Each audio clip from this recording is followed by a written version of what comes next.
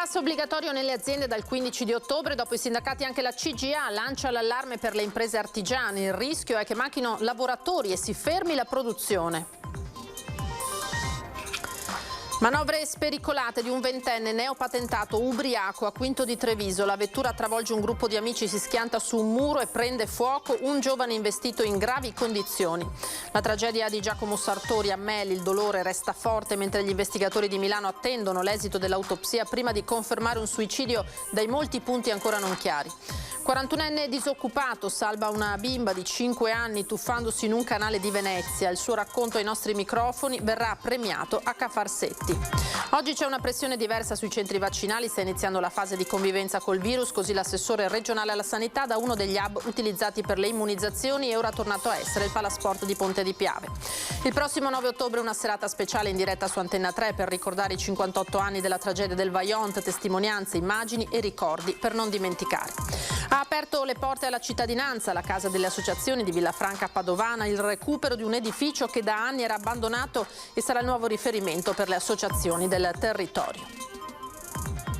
Buonasera, ben ritrovati in diretta con l'edizione regionale, l'edizione del Veneto dei nostri telegiornali. Allora partiamo dal Green Pass obbligatorio nelle aziende, lo sapete, dal 15 di ottobre la CGIA, gli artigiani di Mestre lanciano l'allarme per le imprese. Il rischio, dicono, è che manchino lavoratori e si fermi la produzione. Secondo i dati diffusi dal governo, almeno 3.700.000 lavoratori del settore privato non sono ancora vaccinati, con il rischio di mancare all'appello della fatidica data del 15 ottobre, quando per entrare in servizio bisognerà avere per forza il Green Pass. Se il decreto Draghi non dovesse assolvere al compito di dare la spinta decisiva alla campagna vaccinale, come sperato, tante aziende potrebbero trovarsi nella condizione di dover bloccare l'attività. I non protetti sono ancora il 25% della platea dei lavoratori. La CGIA di Mestre ha calcolato questo numero per il Veneto. In Veneto abbiamo 400.000 dipendenti privati non ancora vaccinati e molti tecnici e altrettanti operai specializzati che rischiano di non esserlo nemmeno entro il prossimo 15 ottobre. Sono operai e tecnici specializzate le figure professionali più introvabili. Se, come indica il decreto, nelle aziende con meno di 15 dipendenti possono essere sostituiti, il rischio è che nessuno riesca a colmare quel vuoto e che la produzione subisca un brusco stop, così come negli uffici pubblici, che si vada incontro a rallentamenti e disservizi. Ci aspettiamo semmai qualche problema a livello, diciamo così, di aziende che devono ad esempio garantire servizi essenziali per i quali sono già in corso delle interlocuzioni per capire come fronteggiare eventuali assenze di personale in posti importanti già il 15 di ottobre. Io spero però, e colgo l'occasione anche di questa intervista per fare un ulteriore appello a coloro che ancora sono nell'incertezza, a coloro che magari così più per convinzioni proprie magari si lasciano trascinare un po' in questo percorso da chi millanta di saperne più delle autorità sanitarie. Le imprese più a rischio, secondo la CGIA, sono quelle del settore metalmeccanico, dell'edilizia, del tessile, della calzatura. Per Alberto Irone della Filcams CGIL di Treviso, a rischio anche il settore della grande distribuzione, dove molte catene, seguendo l'esempio di Natura Sì, si stanno organizzando per finanziare tamponi periodici ai loro dipendenti, purché rimangano in servizio. Se le aziende decidono di pagare i tamponi e lo faranno perché ci sono valutazioni in questo senso in corso tra tante aziende che occupano migliaia di dipendenti in Italia, dall'altra crediamo che ci debba essere la giusta attenzione anche economica per i lavoratori che invece hanno deciso di vaccinarsi. E dunque sulle piccole aziende pesa l'incognita, lo abbiamo sentito, della sostituzione dei dipendenti che non potranno lavorare per mancanza di Green Pass. È uno dei problemi rilevati dal neopresidente di CNA Veneto, Moreno De Col, che si dice comunque ottimista sulla ripresa dell'economia regionale.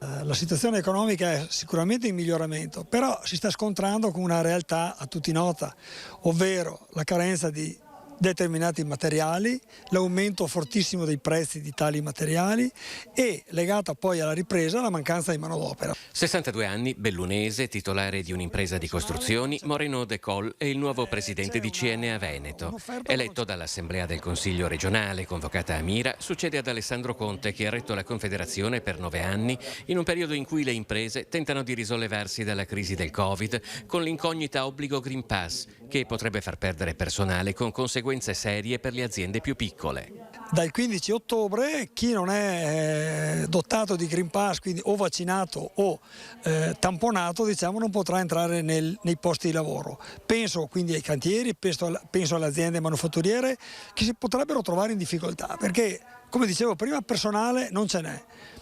C'è un'offerta ma non si riesce a risolvere. Da parte del neopresidente della CNA Veneto l'invito rimane quello di vaccinarsi. I segnali che arrivano dai versanti sanitari ed economici sono incoraggianti e potenzialmente in grado di garantire un ritorno a quella che era la situazione pre-pandemia. Io sono ottimista, gli elementi che abbiamo di valutazione stanno a dimostrare che l'economia sta galoppando e sta andando bene. Bisogna tener conto che partiamo comunque da un meno molto forte dell'anno scorso, quindi il rimbalzo non è ancora sufficiente per ritornare ai dati di partenza. Ora la cronaca con il grave incidente nella notte in zona industriale a Quinto di Treviso. Auto fuori controllo condotta da un neopatentato ubriaco investe gruppo di ragazzi. Grave un 21enne. I residenti questa zona dicono la notte diventa un autodromo con centinaia di giovani che corrono in auto e fanno confusione fino all'alba. Alla guida dell'auto di papà nel cuore della notte dopo aver alzato il gomito, le sgommate, la gincana e poi la vettura fuori controllo che piomba su un gruppo di ragazzi che camminano sul marciapiede.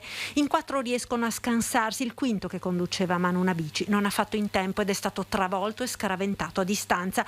È ricoverato in gravi condizioni al Cafoncello un 21enne di Monza in vacanza nella Marca, ospitato da parenti. L'auto condotta da un 20enne trevigiano dopo l'impatto ha preso fuoco ed è stata completamente divorata dalle fiamme.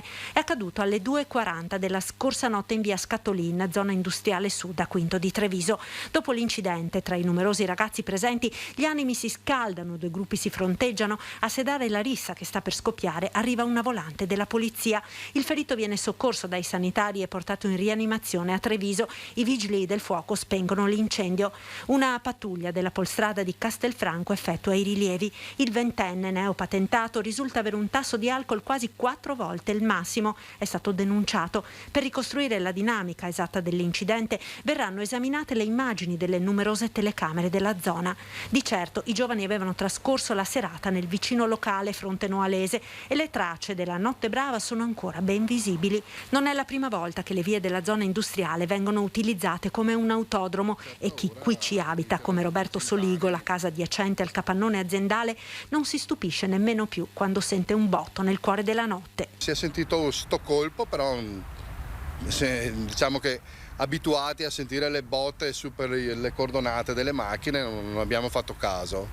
Poi all'arrivo dei pompieri e polizia si capiva che c'era qualcosa di grave, ma diciamo che è un'abitudine, sta diventando purtroppo un'abitudine per la zona. Le tracce delle fuoriuscite e degli urti sui cordoli dei marciapiedi sono evidenti e specie nei fine settimana le vie si affollano di ragazzi fino all'alba. Alle 5 di mattina si vedono ragazzine di 14-15 anni qua che sbraitano, urlano, ragazzine anche, quindi i ragazzi bevono e dopo una certa ora iniziano le gincane, iniziano a correre in macchina e succede quasi ogni sera, qualche colpo si sente, insomma qui.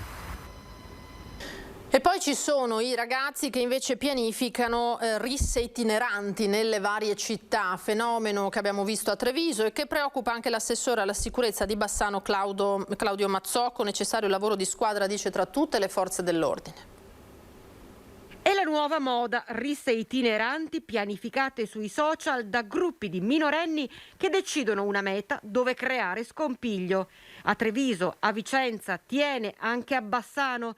Nella città ai piedi del Grappa fondamentale il lavoro di squadra di tutte le forze dell'ordine, soprattutto nel fine settimana, che agendo in maniera capillare e massiccia hanno scongiurato il peggio.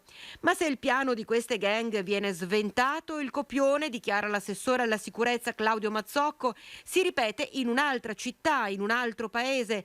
L'imperativo è mai abbassare la guardia. Sono persone giovani che si autocomunicano attraverso i social e si dirigono in qualche città per menarsi oppure per disturbare, per far casino, tutte quelle cose. Tra le altre cose ho notato che a Treviso la settimana scorsa erano in 1000. Qui a Bassano l'altro giorno era un centinaio, poco più. Alcuni arrivano da Vicenza, alcuni da Atene, ma anche dai paesi limitrofi, Romano, Cassola, come abbiamo avuto modo di vedere la settimana scorsa, perché ne abbiamo portati alcuni al comando, identificati, e abbiamo fatto anche altro per capire come si muovono. Adesso abbiamo anche una persona incaricata che tiene d'occhio i social per vedere di queste autoconvocazioni e poter prevenire in maniera adeguata. Sì, perché a questo punto bisogna assolutamente sfoderare tutte le armi possibili. Guardi, qui su questo non c'è dubbio, noi faremo tutto il possibile perché se ne stiano lontani. Purtroppo se non vengono a Bassano, purtroppo vanno da un'altra parte. Punti sensibili al centro storico, da Terraglio verso il ponte, Prato Santa Caterina, che di solito è la loro base, e poi da lì sciamano verso il centro città. E ora veniamo invece alla tragedia del giovane bellunese Giacomo Sartori. A Melli il dolore resta forte mentre gli investigatori di Milano attendono l'esito dell'autopsia prima di confermare un suicidio che ha ancora molti aspetti oscuri. A Mel il silenzio del cordoglio, a Milano le ipotesi e gli accertamenti. Due facce di una stessa tragedia, quella di Giacomo Sartori, di una vita finita a 30 anni con un cavo elettrico stretto al collo, appeso a un albero, accanto a una cascina, nel Pavese. Modalità da suicidio, ma l'attesa per l'esito dell'autopsia fa capire come i carabinieri del nucleo investigativo di Milano vogliano procedere con la massima cautela su questo dramma, il cui epilogo è avvenuto dopo 6 giorni di ricerche. E il primo dubbio sta proprio qui. Dopo il ritrovamento dell'auto, la zona è stata battuta palmo a palmo. Possibile che nessuno abbia notato il corpo appeso all'albero, come poi è stato trovato ieri? Cruciale ricostruire le ultime ore del giovane tecnico informatico che da qualche anno aveva lasciato la sua Mel per Milano. Oggi come ieri in paese nessuno ha voglia di parlare. Il sindaco Stefano Cesa ha chiesto un profilo basso per rispettare la famiglia. Ma a Milano si continua a cercare di capire. Perché Giacomo, dopo il furto dello zaino nel bar con gli amici, prende l'auto e si dirige a oltre 20 km dalla sua zona? L'ipotesi per il momento è che abbia seguito i segnali di tracciamento di uno dei dispositivi elettronici presenti nello zaino attraverso il suo cellulare. Dunque, se questa ipotesi fosse confermata, stava inseguendo i ladri o il ladro. E poi cos'è accaduto? Le telecamere di sicurezza del cimitero di Motta Visconti lo inquadrano mentre gira come alla ricerca di qualcuno. Poi segnali del suo cellulare qualche ora dopo. Infine, nulla, fino al ritrovamento dell'auto. Molte tessere del puzzle ancora mancanti. L'esito dell'autopsia potrebbe fornire un passo in più nel mistero, a partire dalla domanda che colleghi e amici si fanno in queste ore. Davvero potrebbe essere stato così turbato dal furto da togliersi la vita?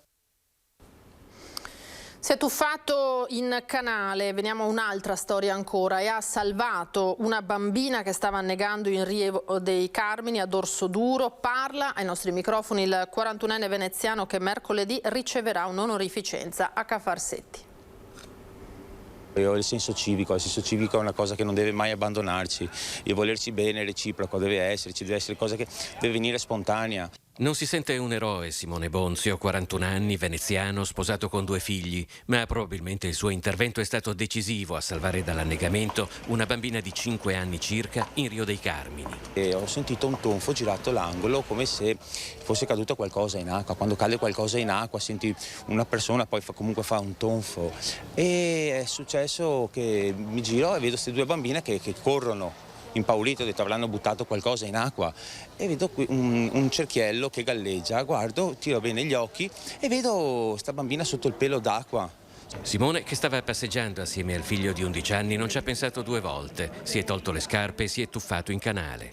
L'ho presa da dietro per i vestiti, l'abbiamo tirata fuori dall'acqua e era tutta spaurita.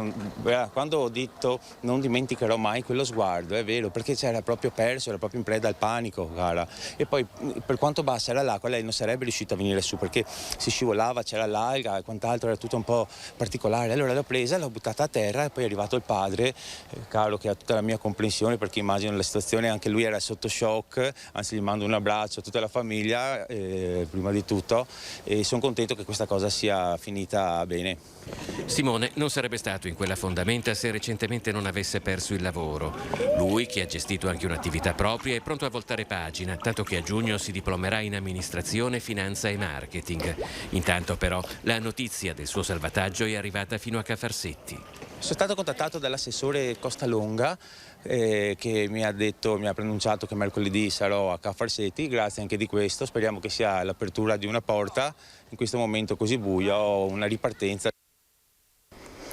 Raggiunta intanto l'immunità di gregge nel Veneto orientale, un'altra buona notizia, grazie al vaccino somministrato all'80% della popolazione.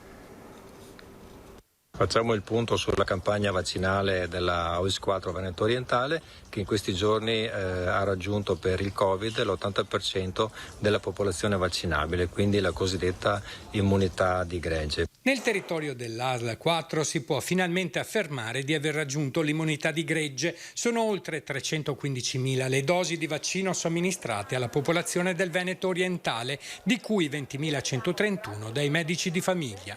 In termini percentuali significa che l'80% della popolazione è stata vaccinata.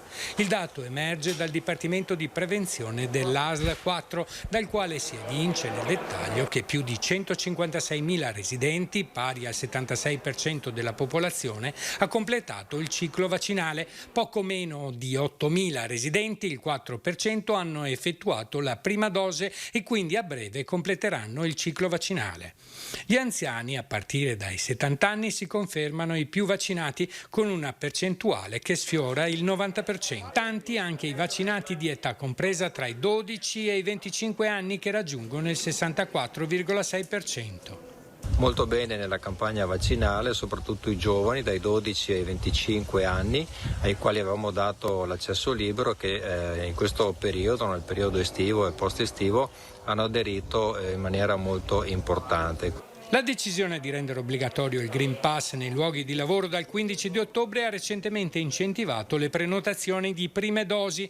Nei prossimi sabato e domenica i centri vaccinali dell'ASL 4 saranno aperti per accogliere 25.000 persone reclutate con chiamata attiva o lettera a domicilio, in età compresa tra i 30 e i 59 anni, che non si sono ancora vaccinate. Ci prepariamo ad affrontare la stagione autunnale con una sicurezza che chiaramente ci permette di essere tutti più tranquilli, ma sempre con attenzione ai comportamenti e all'utilizzo dei dispositivi di protezione. Si apre una nuova fase, quella della convivenza con il virus, con una pressione vaccinale inferiore di meno della metà rispetto a prima. Simbolo di questo passaggio il Palazzetto dello Sport di Ponte di Piave nel Trevigiano, ormai ex Vax Point, intitolato oggi alla campionessa di pallavolo Sara Anzanello. Centro vaccinale per più di 5 mesi, il Palasport di Ponte di Piave ritorna al suo impiego originario. Nel giorno del ringraziamento a quanti hanno reso possibili le oltre 135.000 vaccinazioni, con una media di 900 al giorno, il Comune di Ponte ha voluto intitolare la struttura a Sara Anzanello, campionessa del mondo di volley, morta nel 2018. Da una parte il coraggio di Sara contro la malattia, dall'altro il coraggio dei sanitari, dei volontari, degli amministratori contro il Covid-19. La nostra campionessa è davvero un ricordo a lei, che ha voluto lottare, ha dato tutta se stessa, un esempio per le giovani generazioni, e un grazie a tutti i volontari, al personale sanitario, a tutta la squadra e dei colleghi sindaci e delle nostre società sportive che hanno capito l'impegno del territorio verso un bene più grande che è la popolazione. A Ponte si chiude un capitolo, ma nell'intero territorio veneto si apre una nuova fase. Diciamo che siamo nella fase della convivenza, in cui continua la campagna vaccinale con numeri sicuramente ridotti, perché noi siamo con le prenotazioni all'81,7%, quindi un risultato molto importante.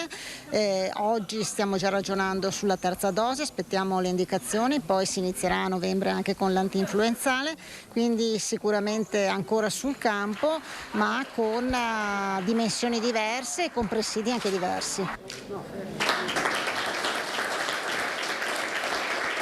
L'opera che ha fatto lo scultore, che con le mani di Sara Anzanello, che si aprono al mondo, si aprono alla voglia di vivere, dimostri che questa fase è proprio quella. Oggi i cittadini hanno voglia di tornare a vivere, di tornare alla normalità. Per Nicoletta e Walter Anzanello la sorpresa di trovarsi davanti le amiche di sempre di Sara. Il mio augurio è che tutti i ragazzi che sono qui dentro possano trovare in Sara uno stimolo per fare qualcosa di più e fare quello che mi piace. Non possiamo tornare indietro, quello che è stato, però la giornata di oggi mi dà la dimostrazione di tutto il bene che ha fatto Sara e della bella persona che era, e la presenza delle sue amiche del cuore, che è stata veramente una grande sorpresa, mi ha emozionato tantissimo e io penso che Sara dall'alto ci veda. Ora ci fermiamo per un piccolo break, torniamo tra pochissimo.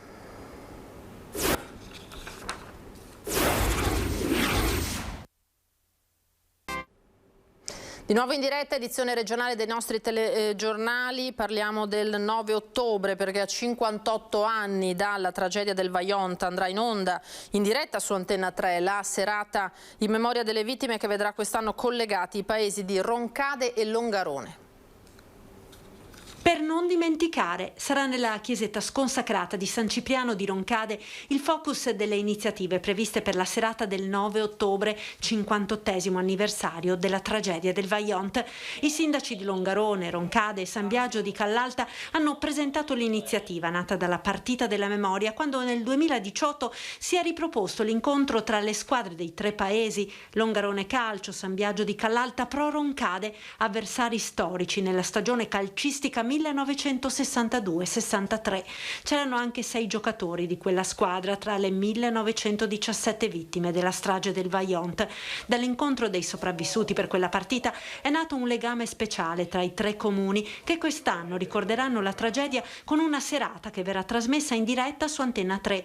Previsti filmati, interviste ed il collegamento con Longarone per la tradizionale veglia alle 22:39, ora nella quale l'enorme massa d'acqua travolse il paese. Conoscere la Longarone che era, quella che non c'è più potuta essere, è di fondamentale importanza, perché quando ci rendiamo conto di quali errori compiamo come esseri umani, forse riusciremo finalmente ad evitarli di ripetere. E fondamentale è anche ricostruire quei tessuti di solidarietà, di vicinanza che si sono espressi dopo la tragedia, ma anche ricordare quei momenti di gioia, di condivisione, come è stata la partita della memoria e come è stato quel torneo di calcio, tra cui molte amicizie sono nate. Tra i promotori Luca Giuriato, figlio di uno dei giocatori del San Biagio del 63. Il nostro lavoro di organizzatori è quello di cercare di portare alla luce una Longarone che non c'è più, perché quello che è successo dopo purtroppo lo sappiamo tutti, è stata un'immane tragedia. Ridare voce alle persone che non hanno avuto tempo di salutare i propri cari e sono scomparse, questo è il nostro obiettivo di quella serata. Oltre anche il collegamento con la chiesa di Longarone per la veglia che ogni anno viene fatta in memoria delle vittime del Vajont. Prima di continuare, perché parleremo ancora di Vajont, velocissimamente una notizia di aggiornamento della campagna vaccinale, perché c'è il via libera del Comitato Tecnico Scientifico alla terza dose per gli over 80 e gli ospiti delle residenze sanitarie assistite. È il parere espresso secondo quanto si apprende dagli esperti del governo, che hanno invece rinviato la decisione sull'estensione anche al personale sanitario. Non ci sarebbe l'urgenza, non si tratta di soggetti fragili, quindi via libera per gli anziani delle RSA. Parlavamo di Vajont, dicevamo, ci sono 3.000 iscritti e un centinaio di volontari, tutto è pronto per il grande ritorno dopo un anno di stop proprio a causa della pandemia di uno degli eventi più attesi di fine settembre. Domani infatti scocca l'ora della pedonata del Vajont sui luoghi del disastro datato 9 ottobre 1963. I percorsi della memoria. Adulti e anziani, giovani e bambini potranno vivere da vicino e da protagonisti la manifestazione podistica non competitiva ideata dall'associazione Vajont, il futuro della memoria. La partenza partenza è libera dalla zona del quartiere fieristico nella fascia oraria che va dalle 8 alle 10. In questo modo si evitano assembramenti. Tra i tracciati da 9, 16 e 24 km di corsa o camminando sulla strada del Colombert, il Trui dal Charbon, il Troy de Sant'Antoni, le gallerie, il Ponte Tubo, la Cava dei Pascoli, l'intero coronamento della diga fino alla Frana del Toc e agli antichi borghi di Erto e Casso. Questo dunque il percorso. Cambiamo tema, ha aperto le porte alla cittadinanza invece la casa delle associazioni di Villafranca Padovana, il recupero di un edificio che sarà nuovo riferimento per le associazioni del territorio.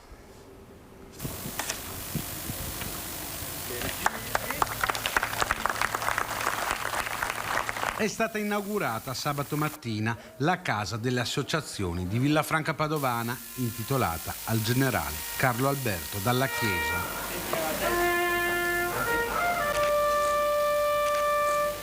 Alla presenza delle autorità civili e religiose è stato svelato anche il busto del generale dei Carabinieri che perse la vita per mano della mafia.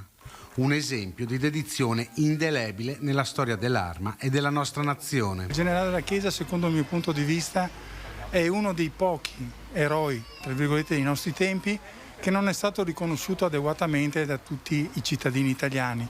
Tant'è vero che pochi comuni hanno dedicato qualche opera al generale della Chiesa e mi sentivo in questo caso, ma assieme a tutte le mie associazioni e soprattutto ai miei cittadini, mi sentivo l'obbligo di dare un valore proprio aggiunto a questa casa intitolandola al grande generale della Chiesa. Il recupero di uno stabile che da anni era abbandonato e che permetterà alle associazioni che sul territorio offrono il loro servizio di avere una nuova casa. Un segno di vicinanza a chi in questi mesi duri di emergenza non ha mai smesso di dare il proprio contributo alla comunità. Sappiamo quanto l'associazionismo nel Veneto, a Padova, qui a Villafranca è importante, l'associazionismo che è quello che nell'ultimo anno ha dato manforte al mondo sanitario, ad esempio sulla battaglia contro il Covid. Una ristrutturazione curata dall'ufficio tecnico del comune di Villafranca Padovana, portato a termine in 12 mesi per il costo di circa 340.000 euro. Lavori a cui anche i membri delle associazioni ospitate hanno voluto partecipare, un esempio per la comunità. Da 10 anni questa scuola era irriconoscibile, dall'erba alta alle malte che si staccavano alle infiltrazioni di acqua. Ma la responsabilità delle varie associazioni, quando hanno saputo l'obiettivo che si era prefissato all'amministrazione, è stata così grande che non devo altro che ringraziare continuamente, perché è un'opera che è sì nata dalla volontà politica, ma soprattutto è realizzata dalla volontà del lavoro manuale di questi volontari. Con questo servizio noi ci fermiamo, grazie per averci seguito. Tra poco l'edizione di Venezia dei nostri telegiornali, ora le previsioni del tempo per domani. Arrivederci.